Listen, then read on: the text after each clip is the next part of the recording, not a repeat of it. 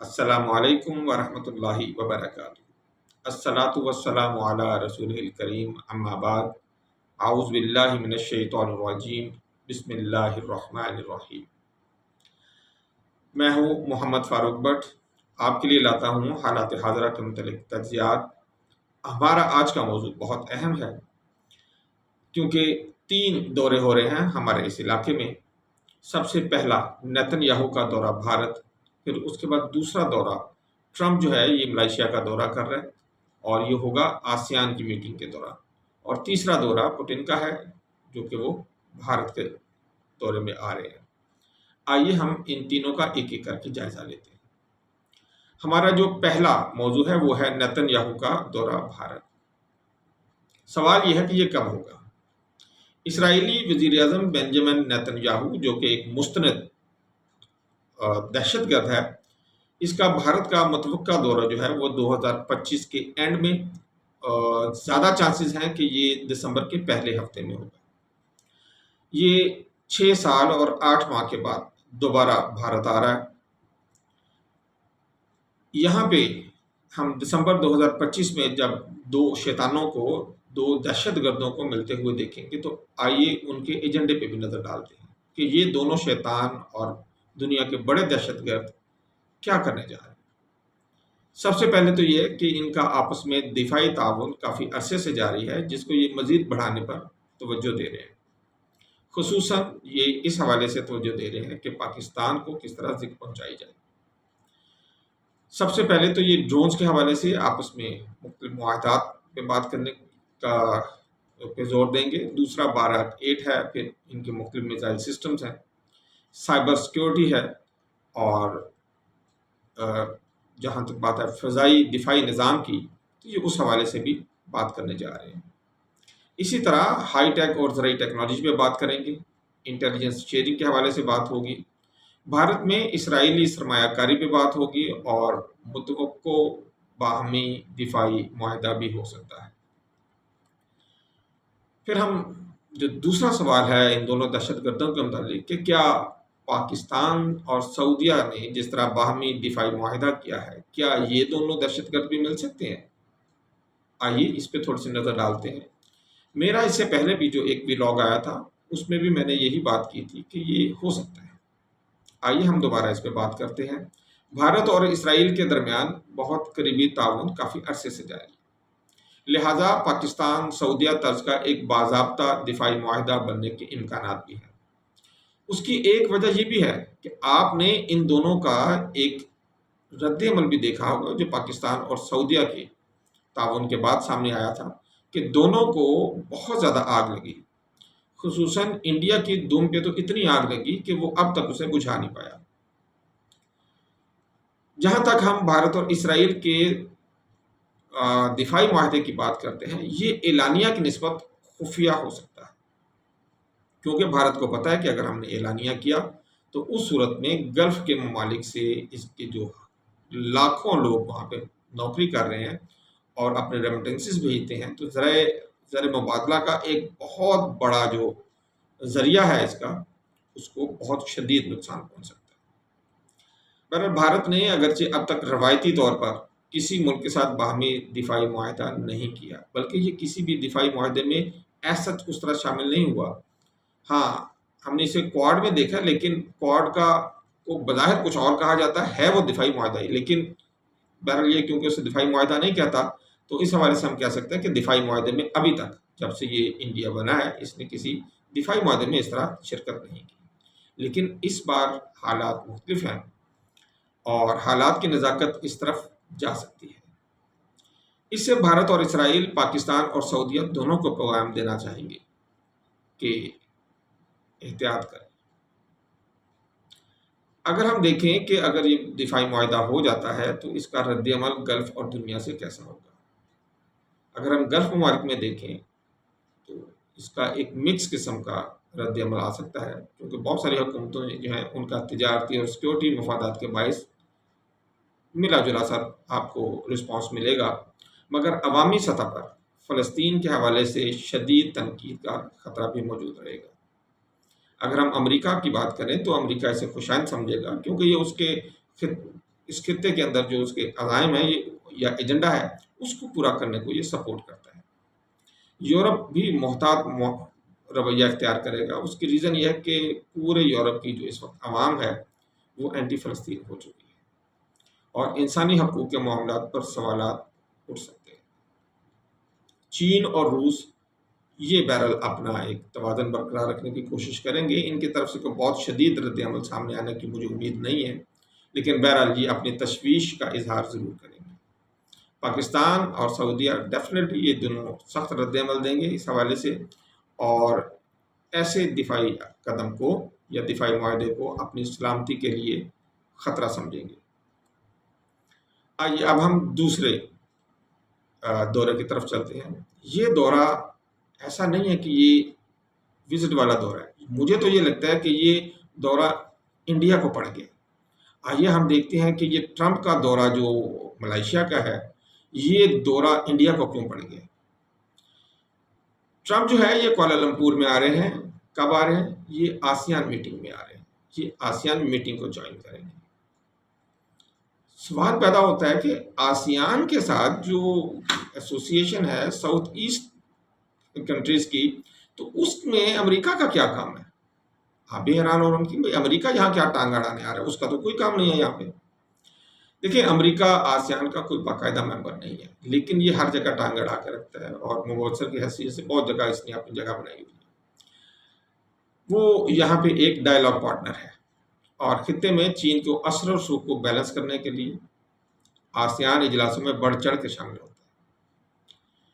لیکن کبھی بھی ایسا نہیں ہوا تھا کہ کوئی صدر امریکہ کا آسیان کی میٹنگ کو جوائن کرے۔ اس مرتبہ یہ چیز ہے۔ بھارت کا ٹرمپ کی شمولیت پر اگر ہم رد عمل دیکھیں، جیسے میں نے پہلے کہا کہ دورہ ٹرمپ ہے، لیکن یہ دورہ تو ایسا لگتا ہے جیسے انڈیا کو پڑا ہوا ہے۔ اس وقت مودی سمجھ نہیں آ رہی ہے اسے کہ وہ کیا کرے۔ آیا وہ آسیان میں جائے، چونکہ جانا بہت ضروری ہے، یا وہ نہ جائے۔ جاتا ہے تب مرتا ہے، نہ جاتا ہے تو پھر بھی اس کی موت اسے نظر آتی ہے۔ پہلے تو ہم یہ ڈسکس کر لیں کہ جاتا ہے تو پھر موت کیوں نظر آتی ہے۔ آپ جانتے ہیں کہ آج کل ٹرمپ مودی کی چھیڑ ہے اور مودی کی موت بن کے سامنے آیا ہے، اس کی سیاسی موت۔ اسے یہ خطرہ ہے مودی کو کہ اگر وہ آسیان اجلاس میں جاتا ہے تو وہاں پہ اس کا ٹاکرا لازمی طور پر ٹرمپ سے ہوگا اور وہ اسے جان نہیں چھڑا سکے گا۔ اور ٹرمپ کس وقت کیا بات، کس طرح، کس موڈ میں کیسے کر دے، اس کا تو بھائی ٹرمپ کو بھی نہیں پتا۔ ظاہر ہے مودی نے جو ٹرمپ کی پاکستان انڈیا لڑائی کے دوران سیز فائر کی جو کوششیں تھیں ان کو کیونکہ نہیں مانا، اور بارہا مودی نے یہ کہا کہ اس میں امریکہ کا کوئی رول نہیں ہے، جبکہ امریکہ کہتا ہے، جبکہ ٹرمپ کہتا ہے کہ میرا تو اس میں کلیدی رول ہے۔ اس صورت میں ٹرمپ کیسے منہ دکھائے ٹرمپ کو؟ اب دیکھتے ہیں کہ مودی آتا ہے یا نہیں۔ مجھے لگتا ہے کہ نہیں آئے گا۔ آپ کو کیسا لگتا ہے یہ کمنٹ میں مجھے ضرور بتائیے گا۔ بہرحال جی، بھارت کی بے عزتی دونوں صورتوں میں مجھے پکی نظر آ رہی ہے۔ اگر آتا ہے تو انشاءاللہ تب بھی بے عزتی ہے، اور اگر نہیں آتا تو پھر بھی بے عزتی کمائے گا۔ اس سے اگر ہم آگے چلیں تو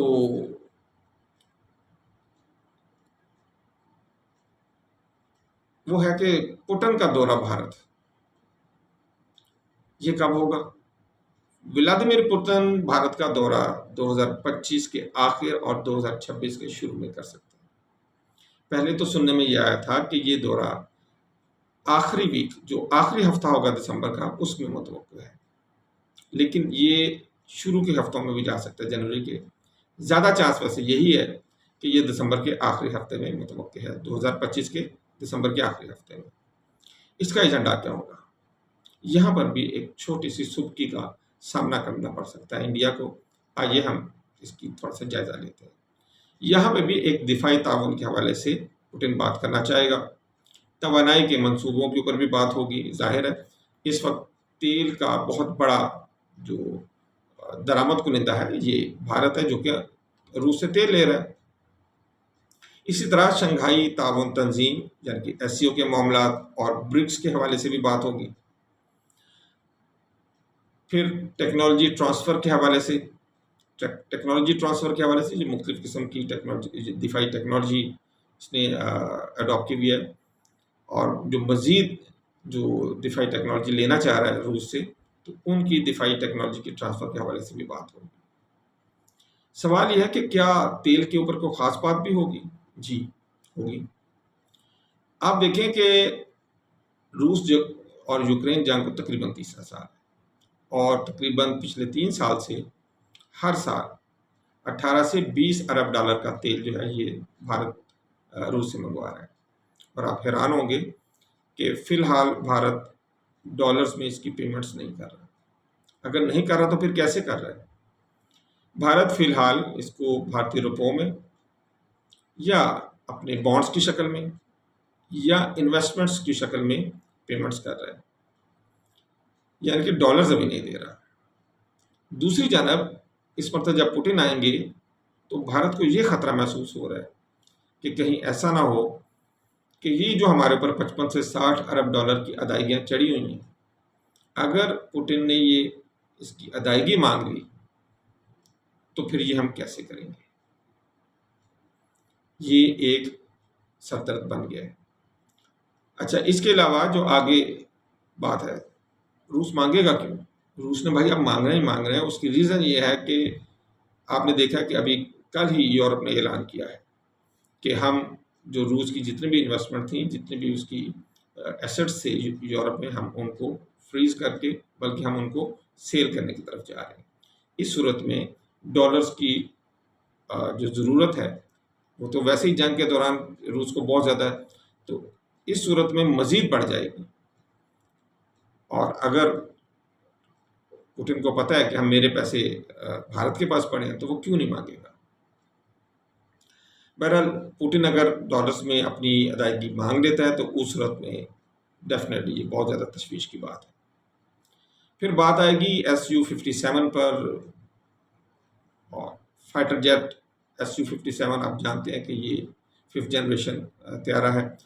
روس نے بھارت کو یہ دینے کی اور کو پروڈکشن کی اور پھر برآمد کرنے کی بھی پیشکش کی ہے، مگر بھارت پہلے ہی بہت ڈرا اور سہما بیٹھا ہے امریکہ سے، کہ وہ پہلے ہی روس سے تیل لے کے تنگ آیا بیٹھا ہے، کیونکہ تیل کی وجہ سے بھارت کے اوپر پابندیاں لگ رہی ہیں، اور اگر اس نے کوئی اس طرح کی ڈیل کر لی تو اسے 2 نقصان ہوں گے۔ پہلا نقصان تو یہ ہے کہ اسے فوری طور پر ظاہر ہے پیمنٹ کرنی پڑے گی بھارت اپنا روس کو، اور دوسری پہلے ہی اس کی طرف جو ہے وہ 55-60 ارب جو ڈالر روس کے بنے ہوئے ہیں، اس صورت میں اس کی ادائیگی روس کو کرنی پڑ گئی، تو یہ 2 پیمنٹس فوری طور پہ روس کو کرنا اس کے لیے وبال جان بھی بن سکتا ہے، اور اگر یہ کر لیتا ہے، ڈیل ہو جاتی ہے، تو اس صورت میں جو امریکہ اور یورپ کی طرف پابندیاں لگیں گی اس کا کیا حل ہے؟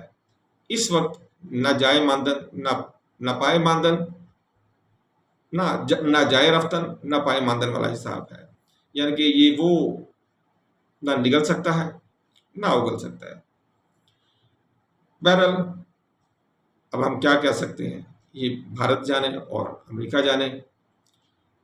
ہم یہ دیکھتے ہیں کہ کیا امریکہ اس دورے میں، یعنی کہ پوٹن کے بھارت کے دورے میں کوئی ٹانگ اڑانے کی کوشش کر سکتا ہے؟ جی یہ کر سکتا ہے۔ بھارت کسی بھی طریقے بھارت کے اوپر امریکہ دباؤ ڈال سکتا ہے کہ اس دورے کو مؤخر یا معطل کر دیا جائے یا منسوخ کر دیا جائے، اور بھارت ایسا کر بھی سکتا ہے۔ اس کی وجہ یہ ہے کہ بھارت جو ہے، ایک تو اسے جو میں نے پہلے آپ سے بات کی پیمنٹس کا پرابلم چل رہا ہے، اور دوسرا یہ ہے کہ اس دورے کے نتیجے میں جو مختلف معاہدے ہونے کا جو چانس ہے، اس صورت میں امریکہ بھارت کے اوپر مزید سختیاں اور مزید پابندیاں لگا دے گا، خصوصاً کاسٹا کی صورت میں۔ کاسٹا مین countering America's adversaries through sanctions act. یہ ایکٹ جو ہے یہ کسی بھی ایسے ملک کے اوپر پابندیاں لگانے کے حوالے سے بات کرتا ہے جو کہ امریکہ کے مخالف ہوں۔ اب تک جو پابندیاں لگی ہیں بھارت پہ یہ ذرا نرم ہے، اس صورت میں یہ بہت سخت پابندیاں بھی لگ سکتی ہیں، جیسے ایران اور روس کے اوپر لگی ہوئی ہیں۔ کیا ٹرمپ کا دورہ آسیان بھارت کے لیے ایک وارننگ ہو سکتا ہے؟ جی ہاں، یہ بھارت کے لیے اشارہ ہو سکتا ہے کہ واشنگٹن چاہتا ہے کہ نئی دلی روس کے بجائے امریکہ اور اس کے اتحادیوں پر زیادہ انحصار کرے، خصوصاً تیل کے حوالے سے اور دفاعی معاملوں میں۔ ناظرین، یہ تھا ہمارا تجزیہ جو کہ بھارت کے مستقبل قریب کے حوالے سے تھا، جہاں ہم نے نیٹن یاہو، ٹرمپ اور پوٹن کے دوروں کی بات کی۔ انشاءاللہ مزید بہتر تجزیوں کے لیے ہم آپ کے لیے دوبارہ حاضر ہوں گے۔ تب تک کے لیے ہمیں اجازت دیجیے گا۔ جانے سے پہلے ہماری آپ سے ریکویسٹ ہے، آپ کو ہمارا اگر تجزیہ اچھا لگتا ہے تو اس سے ہمیں سبسکرائب کریں، لائک کریں اور شیئر کریں۔ یہ ہمارے لیے آپ کی طرف سے حوصلہ افزائی ہوگی۔ نیکسٹ ویلاگ تک کی اجازت دیجیے گا۔ اللہ حافظ۔ السلام علیکم ورحمۃ اللہ وبرکاتہ۔